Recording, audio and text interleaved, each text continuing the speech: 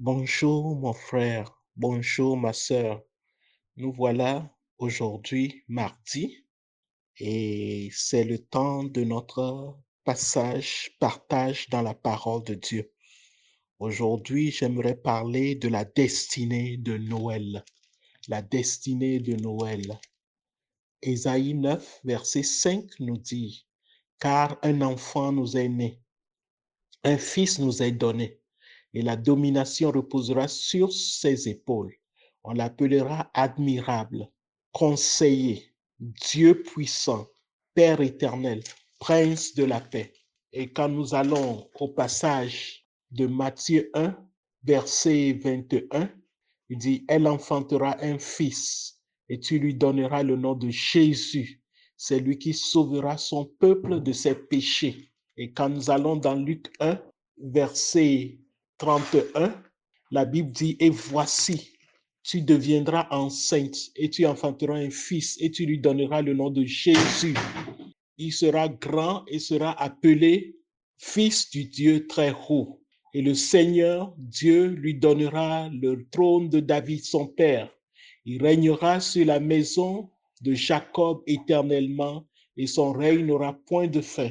Et finalement, dans Luc chapitre 1 toujours, verset 69, il est dit, et nous a suscité un puissant sauveur dans la maison de David, son serviteur. Amen. En parlant de la destinée de Noël, je veux parler de la destinée de la naissance de Jésus. La destinée de la naissance de Jésus. Les quatre passages que nous avons lus, le premier dit, voici un fils nous est donné. Le deuxième dit, tu lui donneras le nom de Jésus, car c'est lui qui sauvera son peuple. Le troisième dit que tu lui donneras le nom de Jésus et il sera très grand parmi le peuple. Il sera appelé Fils du Dieu très haut. Le quatrième dit, un puissant sauveur nous est donné dans la maison de son serviteur David. En réalité, pourquoi nous parlons de la naissance de Jésus? Pourquoi nous faisons tout un tapage autour de cette naissance? C'est parce que Jésus avait un but. Jésus, enfant, ne s'était pas resté seulement enfant, mais il a grandi. Il a vécu dans ce monde à peu près 30 et quelques années, pour ne pas dire 33 ans. Et il est mort, il a été enseveli, il est ressuscité. Nous fêtons Noël parce que nous fêtons la Pâque. Nous fêtons Noël parce qu'un sauveur est venu. Il s'est identifié avec nous. Il a vécu comme un simple homme. Il nous a montré le chemin de l'obéissance à Dieu et il a accompli le plus grand sacrifice du monde entier, c'est-à-dire il s'est donné pour ses semblables, il s'est donné pour ses frères, il s'est donné pour ses amis.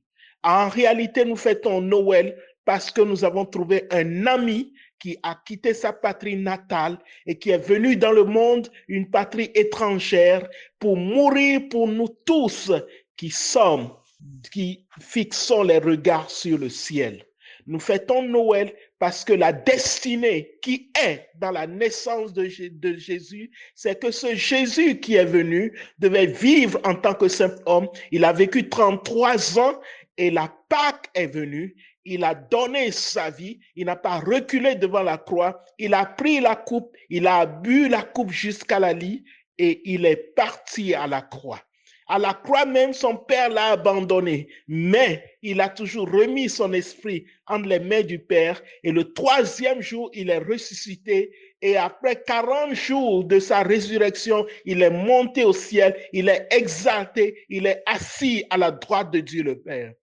Pourquoi nous fêtons Noël? Nous fêtons Noël parce qu'il y a une destinée pour moi. Il y a une destinée pour toi. Il y a une destinée pour quiconque vient en Jésus. Il a dit, comme le Père m'a envoyé, moi aussi je vous envoie. Jésus est le premier apôtre par excellence. Il a été envoyé du ciel, il est venu dans le monde, il a accompli sa mission. Donc, quand tu fêtes Noël ces derniers temps, il faut penser à ce que Jésus a fait. Jésus t'appelle à ta suite. Comme Jésus a été le sauveur des hommes, il t'appelle à le suivre afin que dans la puissance qu'il va te donner, tu puisses sauver aussi les autres hommes. Il y a des hommes qui ont la caricature de toi. Il y a des hommes qui ont les mêmes problèmes qui sont similaires aux problèmes que tu as traversés et que tu traverses dans le monde. Il y a des hommes que toi seul tu peux atteindre à cause des expériences particulières que Dieu t'a données dans ce monde. Il y a des hommes que tu peux atteindre à cause de ta nature, à cause de ton caractère unique. Je ne peux pas les atteindre, d'autres personnes ne peuvent pas les atteindre, mais Jésus nous a pris tous. Tu peux atteindre certains, je peux atteindre certains, l'autre peut atteindre certains, et ensemble, nous allons former le royaume de Dieu. Ensemble, nous allons former la maison de Dieu.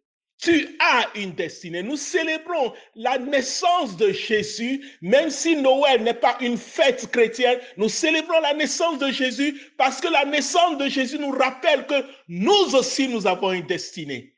Jésus a fait de nous la tête. Jésus a fait de nous des pêcheurs d'hommes. Jésus a fait de nous les suiveurs de Christ. Jésus a fait de nous des petits Christ pour que nous puissions rayonner dans ce monde.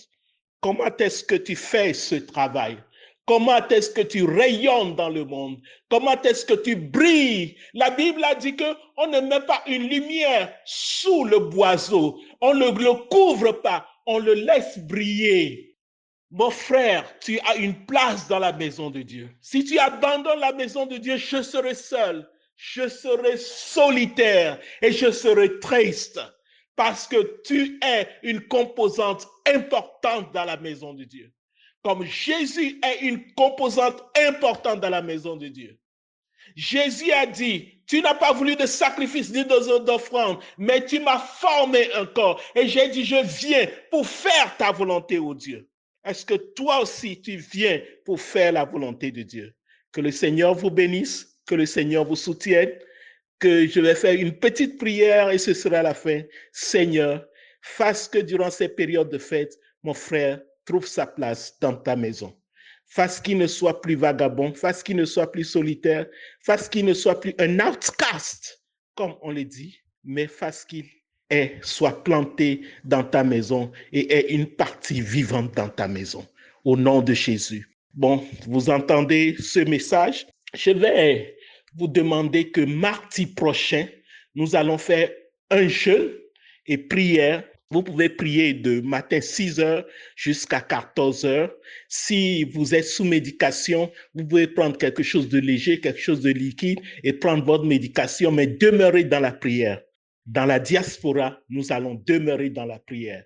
Nous sommes dans la diaspora dans le monde, même si tu es dans ta patrie natale. Donc, je te demande de prier. Nous allons prier, nous allons faire un jeûne. Mardi prochain, je vais vous communiquer le passage du jeûne très tôt. Et dans la journée, nous serons en train de prier jusqu'à 14 heures. Tu peux couper quand tu auras fini. Mais sois dans la prière jusqu'à 14 heures. Même si tu manges, sois dans la prière jusqu'à 14 heures. Que Dieu vous bénisse, que Dieu vous soutienne. Appelons ce jeûne ensemble, ce jeûne national, ce jeûne international. Et toi aussi, là où tu es, prie dans la journée. Mardi prochain, ce sera le jour pour nous, pour terminer l'année très fort, parce que ce sera le dernier mardi de l'année. Que le Seigneur vous bénisse, que le Seigneur vous soutienne. Vous avez entendu la voix d'un ami dans la diaspora. Et cet ami, c'est Jésus.